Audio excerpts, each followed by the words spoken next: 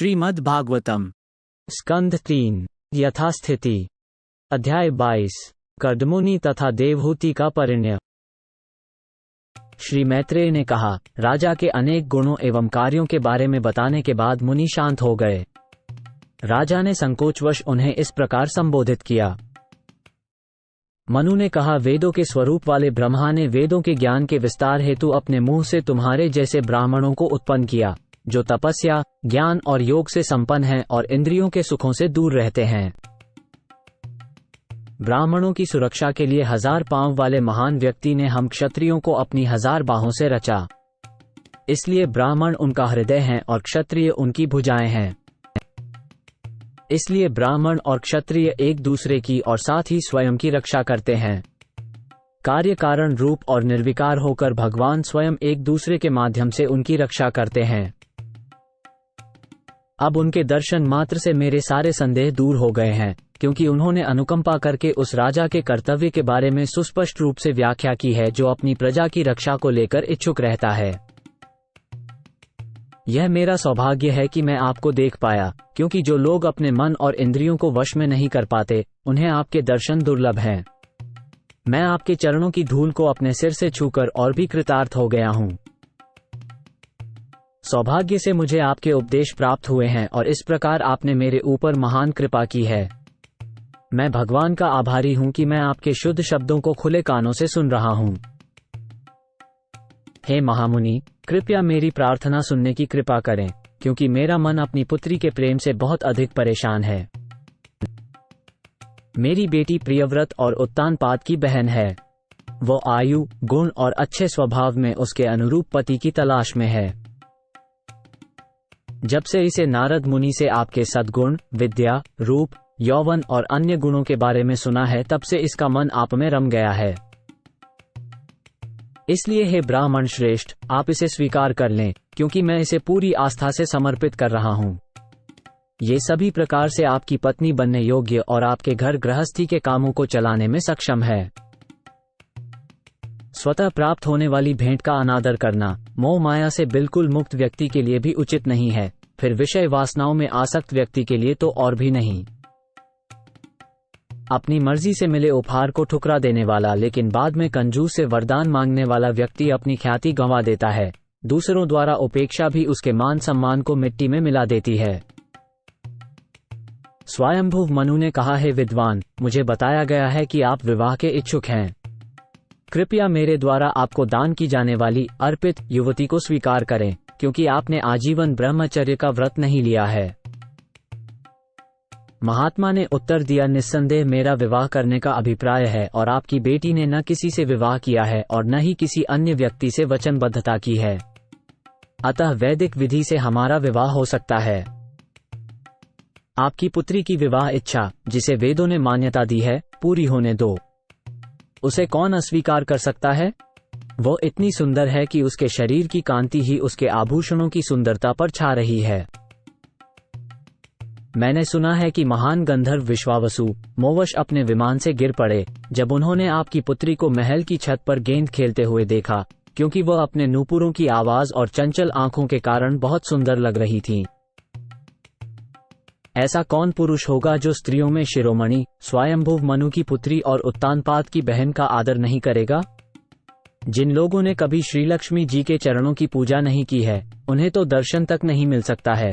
ऐसे में वो स्वेच्छा से मेरी हाफ पार्टनर बनने आई है।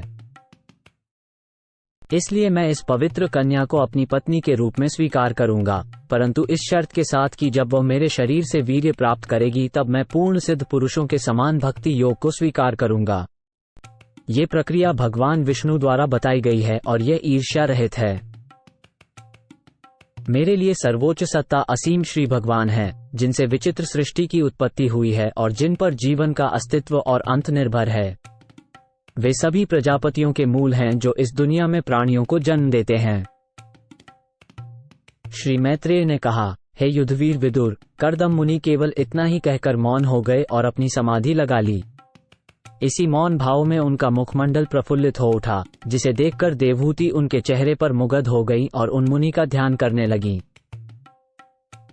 राजा मनु ने महारानी शत्रुपा और देवहूति दोनों के अटल निर्णयों को स्पष्ट तौर पर जानने के बाद अपनी पुत्री का विवाह ऋषि कर्दम से कर दिया, जिनके गुणों का समकक्ष गुण उनकी पुत्री में भी थे। महारानी शत्रुपा ने बड़े प्यार और खुशी के साथ वर वधू को शादी के मौके पर कई कीमती तोहफे दिए, जैसे कि सोने चांदी के आभूषण, अच्छे कपड़े और घर में काम आने वाली चीजें। इस प्रकार अपनी पुत्री को उचित वर के हवाले करके स्वयंभुव मनु ने अपनी जिम्मेदारी से मुक्ति पाई, परंतु वियोग से उनका मन व्यथित हो उठा और उन्होंने अपनी प्रिय पुत्री को दोनों बाहों में भर लिया।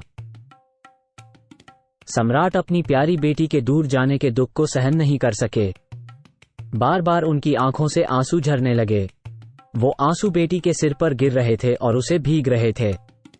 सम्राट विलाप कर रहे थे, मेरी माँ, मेरी प्यारी बेटी।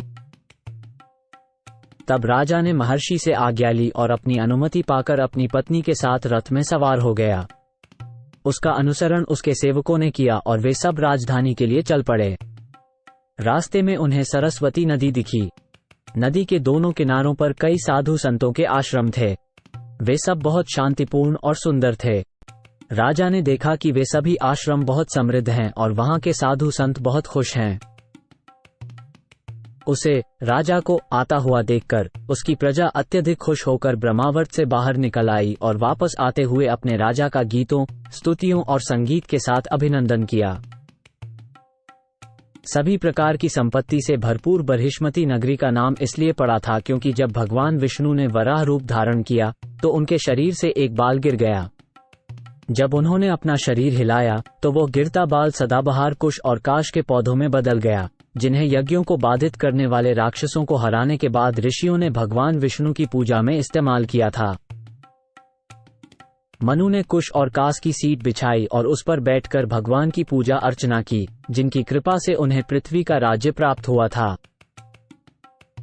बरहिष्मती नगरी, जिसमें मनु पहले रहते थे, में प्रवेश करने के बाद वे अपने महल में गए जो सांसारिक त्रय तापों को नष्ट करने वाले वातावरण से परिपूर्ण था। स्वयंभुव मनु अपनी पत्नी और प्रजा के साथ जीवन का भरपूर आनंद लेते थे और उन्होंने धर्म के विरुद्ध अवांछित नियमों से विचलित हुए बिना अपनी इच्छाएं पूरी की। गंधर्व और उनकी पत्नियां सम्राट की कीर्ति का गुणगान करते थे और सम्राट हर सुबह प्रेमभाव से पूर्ण पुरुषोत्तम भगवान की लीलाओं का श्रवण करते थे। स्वयंभुव मनु एक साधु समान राजा थे। भौतिक सुख के प्रवाह में रहने के बावजूद वे जीवन के निम्नतम स्तर की ओर आकर्षित नहीं थे, क्योंकि वे कृष्ण भावना और भक्ति के वातावरण में भौतिक सुख का उपभोग कर रहे थे। अतः धीरे धीरे उनके जीवन की अवधि समाप्त होने लगी, किंतु उनका दीर्घ जीवन, जो एक मनवंतर कल्प के समान है, व्यर्थ नहीं गया, क्योंकि वे हमेशा भगवान की लीलाओं के श्रवण, चिंतन, लेखन और कीर्तन में संलग्न रहे। उन्होंने वासुदेव के गुणानुवाद में निरंतर 71 चतुर्युग 71 गुणा 4,320,000 वर्ष बिताए। इस प्रकार उन्होंने तीनों लक्ष्यों को पार कर लिया। इसलिए हे विदुर, जो व्यक्ति भक्ति सेवा में भगवान कृष्ण की पूर्ण शरण ले लेते हैं, वे किस प्रकार शरीर, मन, प्रकृति, अन्य मनुष्यों और जीवित प्राणियों से संबंधित दुखों में पड़ सकते हैं? कुछ मुनियों के प्रश्न पूछने पर उन्होंने, स्वयंभुव मनु ने, समस्त जीवों पर दया दिखाते हुए मनुष्यों के सामान्य पवित्र कर्तव्यों के साथ साथ वर्णों और आश्रमों के बारे में उपदेश दिया। मैंने तुमसे आदि सम्राट स्वयंभुव मनु के अद्भुत चरित्र का वर्णन किया है। उनकी ख्याति वर्णन के योग्य है। अब उनकी पुत्री देवहूति के अभ्युदय का वर्णन ध्यान से सुनो।